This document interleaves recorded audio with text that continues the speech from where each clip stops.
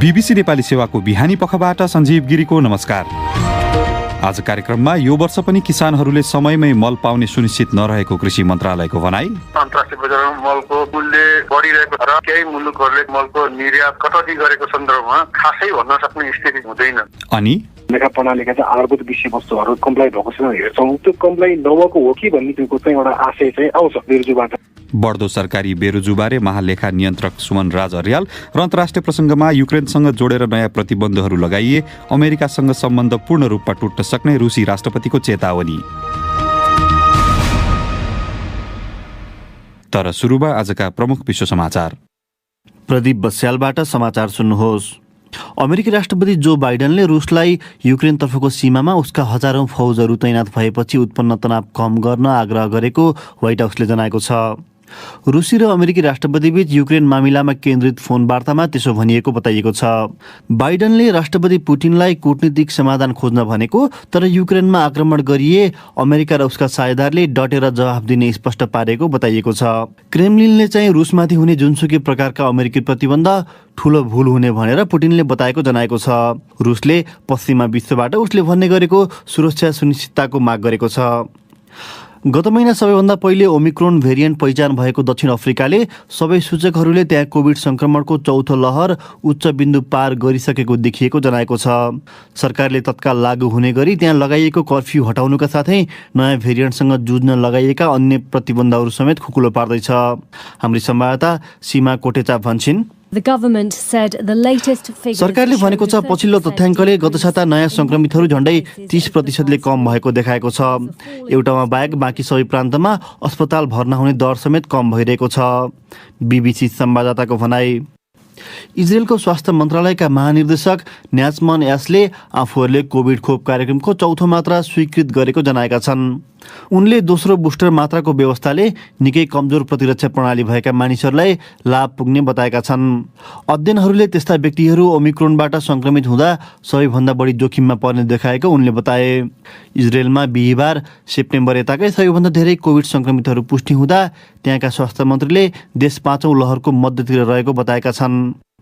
Omicron भेरिएन्टका कारण निकै बढेको कोभिड संक्रमितको संख्याले युरोपभर क्षति पुर्याइरहेको छ। कर्मचारी अभावका कारण ब्रिटिस रेल सेवाले लन्डनको एउटा व्यस्त स्टेसनबाट आफ्ना सबै सेवा रोकेको छ। कोभिड बिरामी र संक्रमित आइसोलेसन बस्नुपर्ने अवस्थाका कारण जनवरी 10 सम्म लन्डन भिक्टोरियाबाट वा त्यहाँसम्म कुनै पनि रेल नछुट्ने साउथर्न रेलले जनाएको छ। इटलीमा समेत नाटकीय रूपले संक्रमित बढेपछि जर्मनीले त्यहाँ यात्रा प्रतिबन्ध लगाएको छ। यसैबीच आइसल्यान्डका अधिकारीहरूले आफ्ना 3% भन्दा धेरै जनसङ्ख्या आइसोलेसनमा या बिरामी भएर बसिरहेको जनाएको छ। र भारतले हिमाली राज्य अरुणाचल प्रदेशका केही क्षेत्रलाई पुनर्नामकरण गर्ने चीनको निर्णयलाई अस्वीकार गरेको छ। ती केही भूभागलाई बेजिङले समेत दक्षिणी तिब्बतको रूपमा दावी गर्छ। भारतको विदेश मन्त्रालयले अरुणाचल प्रदेश भारतको अविच्छिन्न अङ्ग रहेको र त्यसको नाम फेरिँदैमा तथ्य नफेरिने जनाएको छ। यो बीबीसी नेपाली सेवा हो।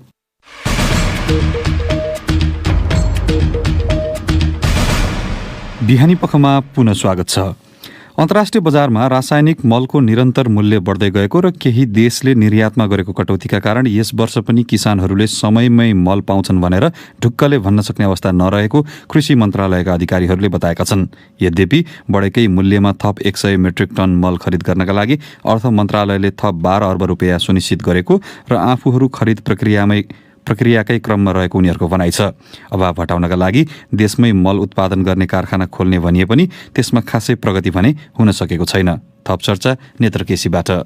पछिल्ला वर्षहरूमा लगातार किसानहरूले रासायनिक मलको अभाव झेल्दै आएका छन्। सरकारले खरिद गरेर किसानलाई सस्तो मूल्यमा बेच्ने मल समयमै दिने वचन हरेक वर्ष गरिन्छ, तर खेती लगाउनु पर्ने बेला किसानहरूले मल नपाएको गुनासो गर्न थालेको कैयन वर्ष भइसके। अहिले पनि हिउँदे बाली र तरकारीका लागि 1 बोरा मल देऊ सरकार भन्दै गुहार लगाइरहेका किसानहरूले अबको खेतीका लागि पनि समयमै मल पाउँछन् भन्ने अवस्थामा सरकारका अधिकारीहरू नै देखिन्नन्, जसको कारणबारे कृषि मन्त्रालयका सचिव गोविन्द प्रसाद शर्माले भने, अहिले अन्तर्राष्ट्रिय बजारमा मलको निरन्तर मूल्य बढिरहेको सन्दर्भमा र केही मुलुकहरूले चाहिँ यो रासायनिक मलको निर्यातमा पनि कटौती गरेको सन्दर्भमा खासै भन्न सक्ने स्थिति चाहिँ हुँदैन। त्यो हाम्रो नियन्त्रणमा नभएको कुरा हामीले बोलाउन सक्दैनौँ। हाम्रो तयारी चाहिँ सबै रूपमा पुरा भइसकेको छ। र एउटा आशंका के भने मल पाइहाल्यो भने केही तलमाथि समय एक्सटेन्सन हुने अवस्था चाहिँ हुन सक्छ। अन्तर्राष्ट्रिय बजारमा पछिल्लो 6 महिनामै रासायनिक मलको मूल्य 2 गुणाले बढेको अधिकारीहरूको भनाइ छ।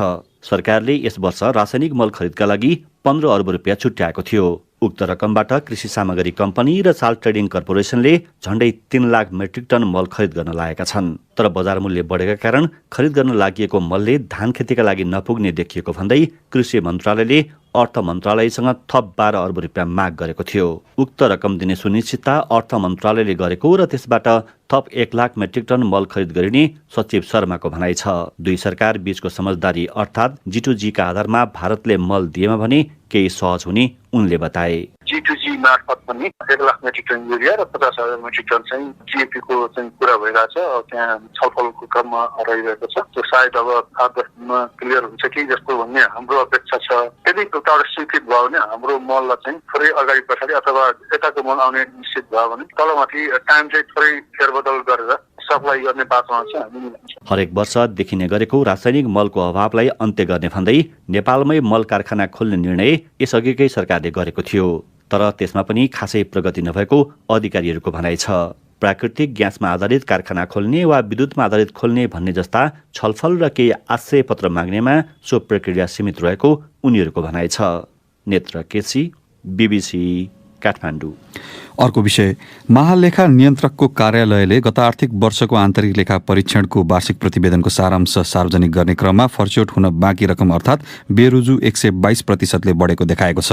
निकासा गरिएको रकमको आधारमा हेर्दा सबैभन्दा धेरै बेरुजु भौतिक पूर्वाधार तथा यातायात मन्त्रालयमा र त्यसपछि स्थानीय तहमा देखिएको छ। यसले के संकेत गर्छ भनेर आज हामीले महालेखा नियन्त्रक सुमन राज अर्याललाई सोधेका छौं। महालेखा नियन्त्रक कार्यालयले आर्थिक कार्यविधि तथा वित्तीय उत्तरदायित्व ऐन बमोजिम लेखापरीक्षण गर्नुपर्ने हुन्छ। त्यो लेखापरीक्षण गर्ने क्रममा चाहिँ विविध विषयहरू हेर्छौँ होइन। त्यो लेखा प्रणालीका चाहिँ आधारभूत विषयवस्तुहरू चाहिँ कम्प्लाई भएको छैन हेर्छौँ। त्यो कम्प्लाई नभएको हो कि भन्ने किसिमको चाहिँ एउटा आशय चाहिँ आउँछ। त्यो अहिले चाहिँ बेरुजुबाट होइन वित्तीय अनुशासन वित्तीय उत्तरदायित्वको बारेमा चाहिँ अब हामी अझ बढी फोकस हुनु पर्यो भन्ने किसिमको मेसेजै यो दिने भनेको। के कुराहरू पालना भएन जस्तो देखिन्छ? बेरुजु भनेको आफैमा तपाईँको चाहिँ फरक ढङ्गबाट बुझ्नुपर्ने विषय होइन। तर यसका चाहिँ लेखा प्रणालीका आधारभूत विषयवस्तु भनेको तपाईँको लेखाका चाहिँ कारोबारका चाहिँ विषयवस्तुहरू चाहिँ पारदर्शी हुनुपर्ने, चुस्ती जस्तो हुनुपर्ने, अनि कागजहरू प्रमाण पुग्नुपर्ने, त्यसपछि यसलाई समयमा फस्टी गर्नुपर्ने, धौडीको व्यवस्थापन टाइममा हुनुपर्ने, राजस्वका विषयवस्तु चाहिँ तपाईँको चाहिँ अहिले तोके बमोजिमको समयमा हुनुपर्ने विषयवस्तु छन्। ती सबै विषयवस्तुहरू र कागजहरू चाहिँ पूर्ण हुनुपर्ने, प्रमाणहरू प्रयोग हुनुपर्ने, यी विषयवस्तुहरूमा चाहिँ यदि तलमाथि भयो अथवा केही प्रमाणहरू छुटे खण्डमा चाहिँ बेरुजु आउने हुन् होइन। अथवा केही हदसम्म तपाईँको चाहिँ ऐन नियममा तोके भन्दा चाहिँ फरक किसिमका खर्चहरू भयो भने तिमी त बेरुजुमा आउँछन्। त्यो बेरुजुहरू चाहिँ आउने क्रममा चाहिँ धेरै जसो बेरुजुहरू चाहिँ पेसीकै बेरुजुहरू छन् अलिकति होइन। त्यो पेसी फर्स्टहरू टाइममा भइदियो भने मलाई लाग्छ ती चाहिँ सबै कुराहरू बेरुजुका ठुलो समस्याहरू छ। तर बेरुजु त घट्दै जानुपर्ने हो नि हरेक वर्ष, तर यो बढ्दै गएको जुन क्रमले त फेरि राम्रो संकेत गरेन नि। अब राम्रो संकेत गर्नु भन्दा पनि हामी अलिक बढी चाहिँ जिम्मेवारी हुनु पर्यो। त्यो अब अर्को तर्फबाट हेर्दाखेरि चाहिँ यो पेशकी समयमै नदिँदा पनि एउटा वित्तीय अनुशासन कमजोर हुने अवस्था देखिन्छ भन्ने गरिन्छ। अब त्यसतर्फ तपाईँहरूको सुझाव चाहिँ के छ? मुख्य कुरा ऐन नियमको पूर्ण परिपालन, मुख्य कुरा त्यही नै हो। काम गर्दाखेरि कहिलेकाहीँ चाहिँ ऐन नियम कानुनमा भएका विषयवस्तु भन्दा पनि व्यवहारिक विषयवस्तु पनि कुरा आउन सक्छ। ती विषयवस्तुको चाहिँ एकदम धेरै नहुन सक्छ। त्यस्तो अवस्थामा तपाईँको चाहिँ बेरुजुको विषयलाई फरकै छ हेर्नुपर्ने हुन्छ। अन्यथा तपाईँले चाहिँ अब विद्यमान ऐन नियम कानुन प्रतिनिधित्व बस्यो भने मलाई लाग्छ बेरुजुको चाहिँ समस्याहरू समाधान गर्न धेरै समस्या। अभियसली नीतिगत सुधार पनि आवश्यक रहेको संकेत गरे हो केही हदसम्म। विद्यमान अवस्थामा हामीसँग भएका चाहिँ ऐन नियम कानुन नै पर्याप्त छ जस्तो लाग्छ। ठुलो रकम चाहिँ बेरुजु रहिरहने चाहिँ नेपालमा नयाँ कुरा चाहिँ रहेन।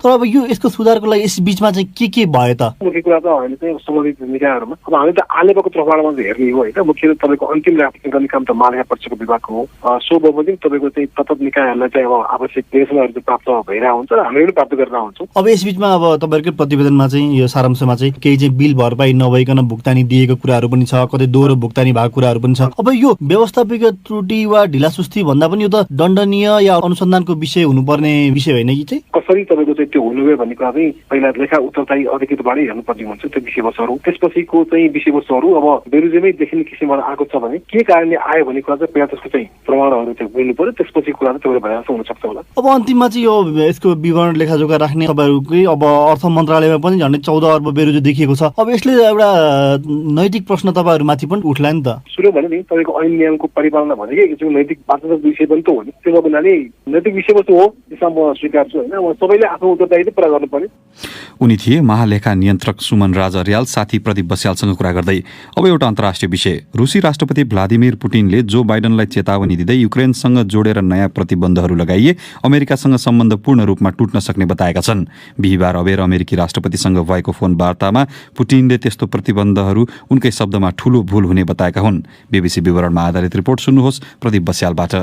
जो बाइडनले चाहिँ युक्रेनमाथि हुने जुनसुकै हस्तक्षेपलाई अमेरिका र उसका साझेदारले डटेर जवाफ दिने बताएका थिए। रुसको आग्रहमा भएको त्यस्तो संवाद 1 महिनामै दुई राष्ट्रपतिबीच भएको दोस्रो हो। उनीहरू बीचको कुराकानी झन्डै 1 घण्टा चलेको थियो। युक्रेनी अधिकारीहरूले रुससँगको पूर्वी सीमा नजिक 1 लाखभन्दा धेरै रुसी फौजहरू तैनात भएको बताइरहँदा तनाव मत्थर पार्ने पछिल्ला प्रयास भएका हुन्।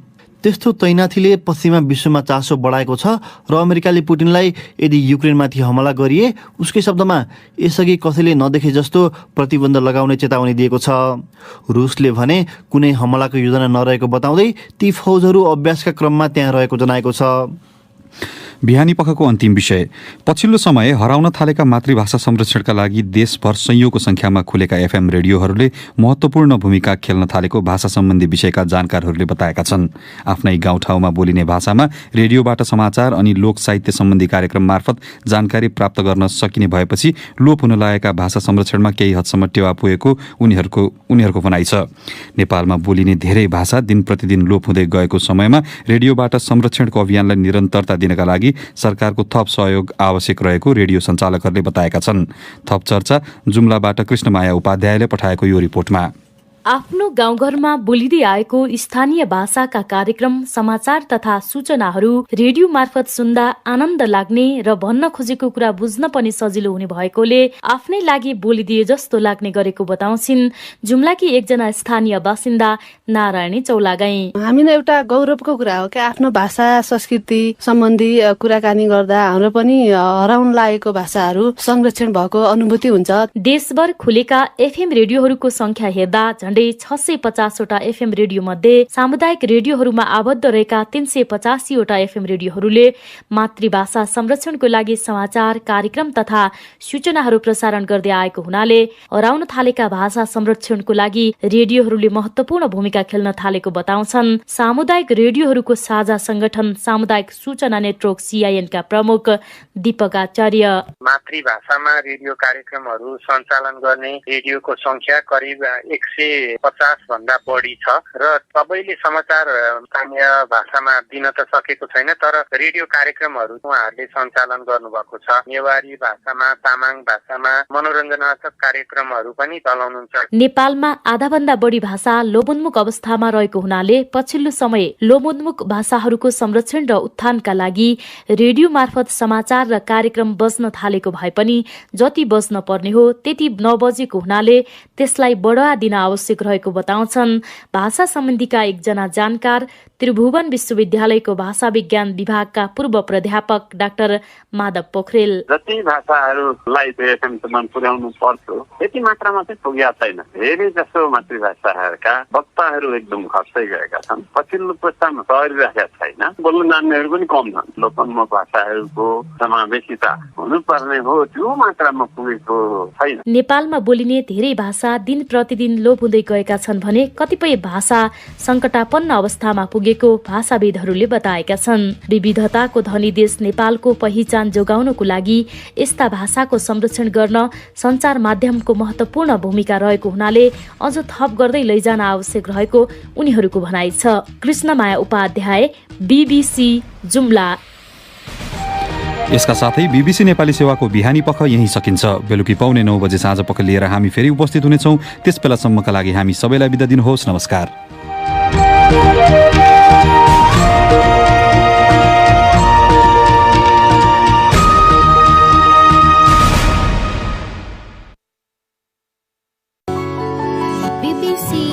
This is the